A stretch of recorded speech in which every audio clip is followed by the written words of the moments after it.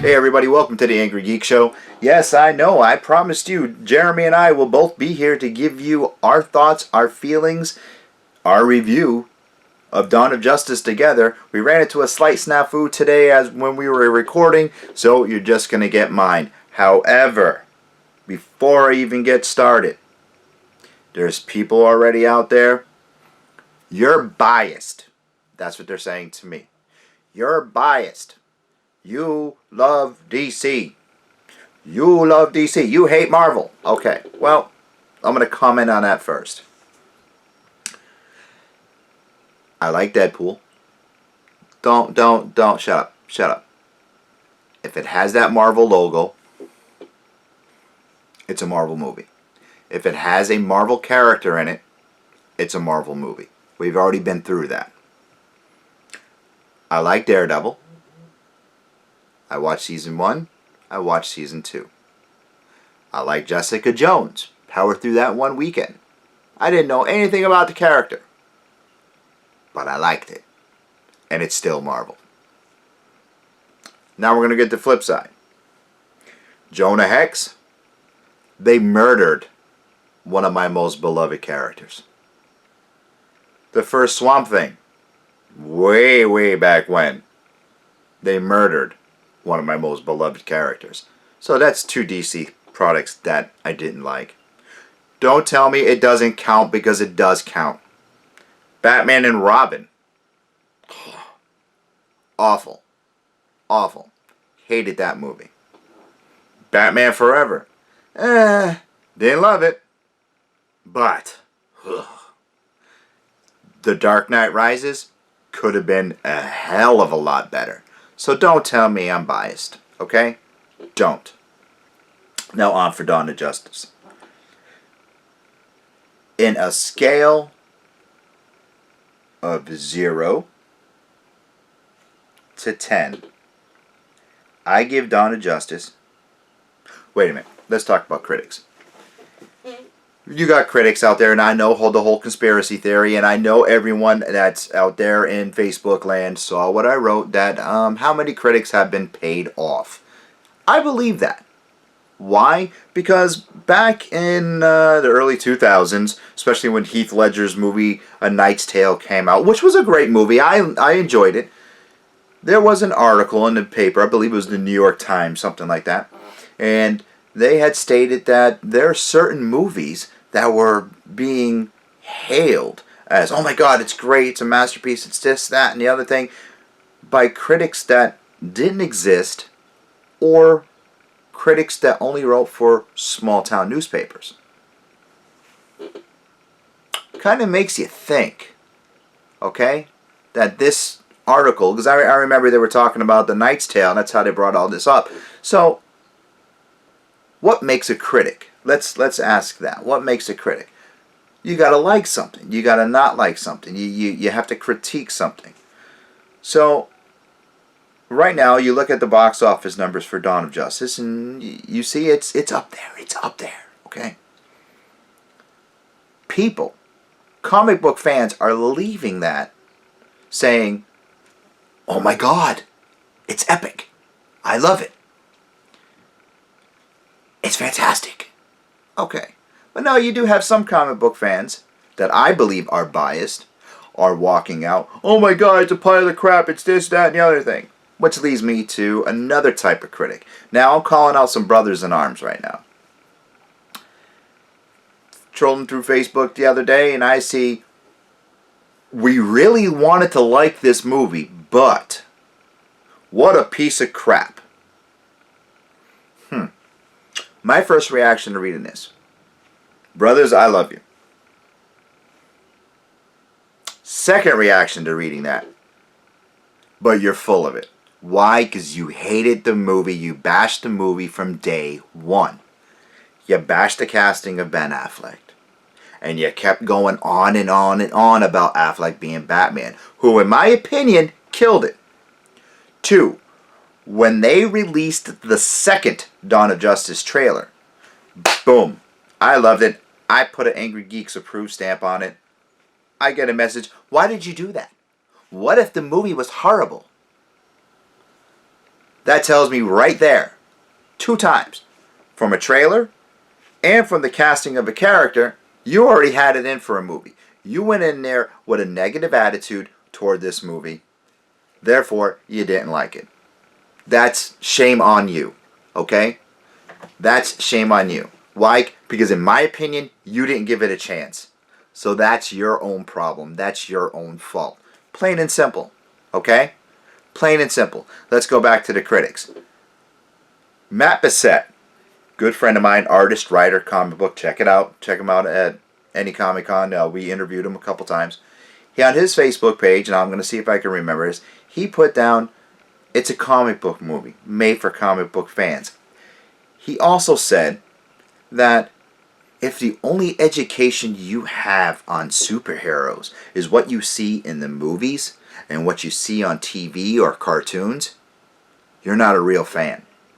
So be quiet. All right, I just added in to be quiet, but check out Matt Bissett. He's a good guy. Check out his work. He's awesome. But you know what? Pull up Matt's that quote from Matt right there. There you go. See that? That's passion. Now let's talk Dawn of Justice. Beautiful. It was a work of art. Now, I did have some problems, like the first scene of the movie. There is a dream sequence with young Bruce Wayne, and at least he said it was a dream, so I was cool about that, but I kind of didn't like the whole floating thing. But hey, it's that. Cameos. Oh, my lord. You had physical cameos. You had Man-Bat. You had cameos where you know that there was people there, such as if you got to be a close-eye and you got to look my second, third time seeing the movie, I noticed this stuff. Joker written on the wall. Slade written on the wall. It was just a beautiful put-together film. Let's get to the Martha thing. Now, I'm sorry if we're spoiling anything. I'm trying not to do that, but I want to bring up the point of Martha. I've seen other comments. Martha, oh my god, your mom's name is Martha. Are we just best friends? No, first of all, in every origin, every Batman movie, every Batman story, you have Batman's origin. Okay, you're never gonna escape that. They're always gonna have it. Why? Because that's what drives the character. So get used to it. You're gonna see that a gazillion freaking times. Get used to it. Get used to seeing Martha and Thomas Wayne getting shot. Get used to it. That's what makes Batman Batman. That's what makes Batman that character, okay? That's what drives him. So get used to it. You're always going to see it. However, in Dawn of Justice, a little bit different. Now let me explain to you. You're probably looking at me right now. How is that different? Let me explain. Usually, it's Bruce, it's Batman, and his father. Always talking to his father. Dad, dad, father, father, father, father, father. In this movie, it's his mom. And there's a line by Luthor who said, every little boy's special girl is his mom. Special lady is his mom. That's the bonding point between Superman and Batman. Now, I read another comment. Oh my God, we're best friends now because both our mom's name is Martha. Okay. And because, Batman does interact with Martha Kent, and he does tell her, I am a friend of your son's. Now, granted, all this was after they already fought. They had this big epic battle. Okay, well, let's look at it this way. In the beginning of the movie, now again, I'm sorry if I'm spoiling this for anybody, and I don't want to do that, but in the beginning of the movie, there was some sex slaves. They were taken hostage. They were in a cell. They wouldn't get out of that cell because they said, there's a devil here. Of course, they were referring to Batman. They were frightened. They were under duress. But to be honest with you, they were scared crapless, okay? So, I mean, even the police officers, the Gotham City police officers, they were like, we're going to help you, all that happy crap that police officers do. But they still wouldn't get out of that cell because they were afraid of the bat. Let's jump a couple scenes later. when Batman actually interacts with Martha Wayne, of course, she sees a whole bunch of stuff. She witnesses a whole bunch of stuff.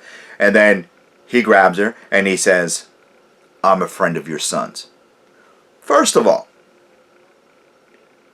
Martha Wayne was in a very stressful situation. So she's already under duress. She's an old lady. She could probably go into cardiac arrest. She can die on the spot. What do you expect Batman to say? What do you expect him to say? Get up, woman.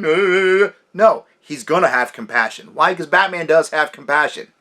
All right? We established that with the little girl in the movie. Batman, Bruce Wayne, has compassion. So he's going to say something to calm Martha Wayne down. So what other way to say it? I'm a friend of your son's. Now, read a couple other comments, a lot of other happy garbage. Well, why did she have to crack a joke at the end of it? Now the joke was, I kind of figured because of the cape. Why does she have to crack a joke? Well, you guys are already complaining that the movie's too serious. So I counted, 2, 3, maybe 7 jokes total in the whole film. But if you watch The Avengers and Age of Ultron, after every serious moment, they always crack a joke. And remember the whole language thing? That was okay. Yeah, because those people who didn't like this movie were biased. That's fine. That's all I want to say. That's all I want to say.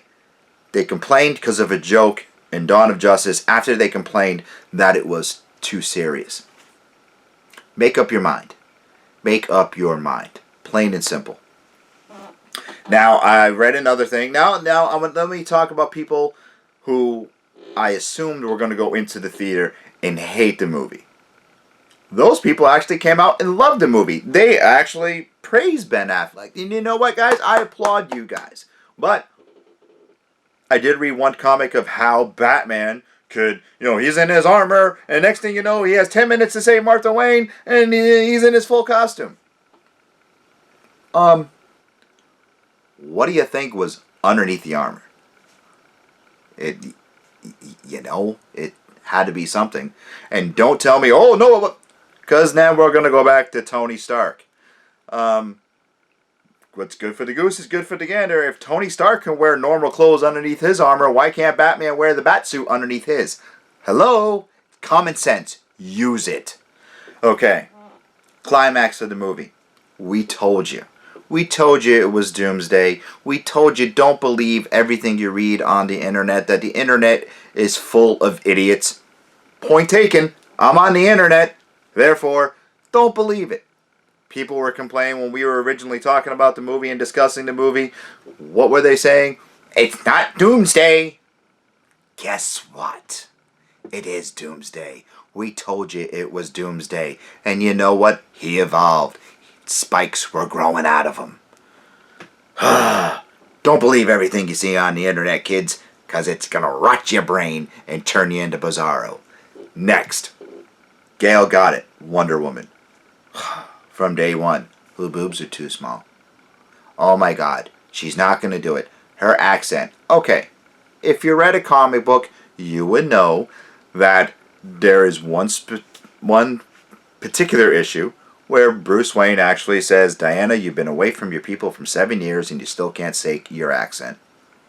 Hello, she's supposed to have an accent. So, that being said, Gal Gadot absolutely killed it as Wonder Woman. The effects blew me away. When she first popped up on screen, chills, goosebumps, absolutely. Gal Gadot is Wonder Woman. Embrace the past, accept the future. Linda Carter has please. This Gal Gadot is Wonder Woman for the new ages. Let's talk about cameos. Talk about Goosebump City. For those Marvel fans that were bashing this movie before it even came out, saying, I talked to Jason Momoa at Comic-Con and he said he wasn't in the movie. Who was that dude I saw swimming underneath the water with the trident and, threw the trident at the camera? Who was that? If Jason Momoa told you he wasn't in the movie, then who was that? We remember these things, the Angry Geeks. Why? Because it makes us angry. Therefore, I want to know, who was that guy? If it wasn't Jason Momoa because he told you during Comic-Con he wasn't going to be in the movie, who was that guy? It did look like Jason Momoa to me as Aquaman. Okay. Jesse Eisenberg, Lex Luthor. Solid performance. Absolutely solid performance. The little ticks, the little quivers, everything that he did showed how crazy he was. Because technically a lot of geniuses are crazy. Played the part perfectly to a T. Let's talk Superman. Henry Cavill is Superman. A lot of the critics are saying he's too dark to be Superman. The character's too dark. It's much too dark. He's too brooding. You're expecting Christopher Reeve. Hello, read a comic book like I said. Superman is Superman. Plain and simple. The character evolves. You have to evolve through time. You're not going to be stuck in 1970 and 1980 anymore. You have to evolve. And that's what you do in comics. You write volume 1, you write volume 2, you write volume 3, you write volume 4. Again, like I said about the whole Batman thing and the whole seeing the origin over and over and over again is because the character is going to evolve. That's what they did in Man of Steel. That's what they did in Dawn of Justice. The character evolved. Now, Man of the Hour, Ben Affleck. Killed it! Plain and simple. We had faith in him from day one. I had faith in him from day one. First of all, training montage. Yeah, it was needed in the movie. There are critics out there saying it wasn't needed in the movie. He was going up against Superman. What do you think? You think he had to prepare? They were showing you, telling you a story that this human being is preparing to go up against a god. Now, everyone's saying, you call Superman a god, blasphemy! Think about it. And this is the whole part of the whole story of the movie. Think about this. Superman, if he existed today and he was here, yes, he would be an alien. Yeah, we all know that, yes, okay. But if he was on this planet today, he would be godlike. Nothing we have would be able to hurt him, except for magic, but we're not going to get into that. Nothing can hurt him. He would be godlike. So, if you were going to go after somebody, if you were going to go fight someone, if you were going to go and do anything, you're going to prepare. You're going to prepare to do the task at hand. So, show it.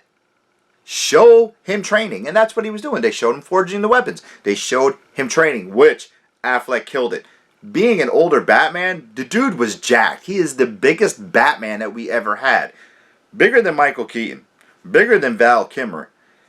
And Christian Bale fans, I'm sorry, but you look at the stills of these two guys next to each other, Ben Affleck is at least 3 times buffer than Christian Bale. Now, I like the Dark Knight trilogy, except for Dark Knight Rises. It is my least favorite, but Affleck is Batman. You go back to that one scene that I was just talking about earlier with the whole compassion and the girls in the cell, with him up in that corner, oh my lord, he is Batman. Now, Internet Lies. Let's go back to Internet Lies and the whole thing. We told you, wait for the movie to come out. Wait for it to come out before anything is said. Wait for the movie to come out. Don't read, oh my god, it's going to be this. Oh my god, Wonder Woman kills Doomsday. Oh my god, there's going to be a montage of heroes at the end. None of that happened. Why? Because you guys listened to other people and you were like, oh, yeah. No. Go see the movie for yourself. Be your own judge. Don't let me. I'm just another idiot on the internet giving you my opinion. That's it. Okay? Don't let anyone else say, well, they said it sucked. This guy said it was good. You go. You go see it. You go. Just keep in mind. Just keep in mind. And I'm going to implore you on this. I'm going to beg you on this. Keep in mind that this is DC. This is serious. This is going to be dark. This is going to be comic books for adults. This would be Marvel. Happy-go-lucky Disney princesses. We're going to make jokes. We're going to do this. We're going to do that. This is DC. We're going to be serious. Just keep that in mind. Just keep that in mind. You want to go to the movie, you want to be entertained, go see Dawn of Justice. Like half the planet already has in the past 2 days. This is Louie. Stay tuned for JC's review on this movie. Peace.